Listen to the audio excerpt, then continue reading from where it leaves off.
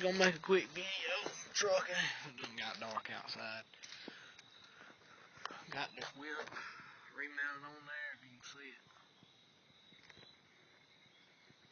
Whip remounted.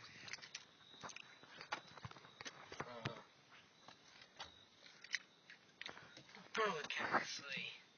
You can just kind of see it right there. Put the CB back in here. Mounted it up under the dash a little ways. Cigarette plug for it's right there. And there's that. Cut it on. It's on 19. It's kind of, you probably can't see it. There it is. It's the amber display. It's a Cobra 19 Ultra 3. There's my mic right here. And, got my new radio in. It's a Jensen touchscreen. The screen comes out. And I got a 10-inch subwoofer back here.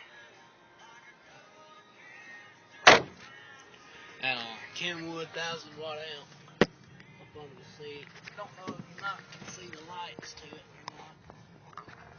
It's too dark. But I got my deer I killed.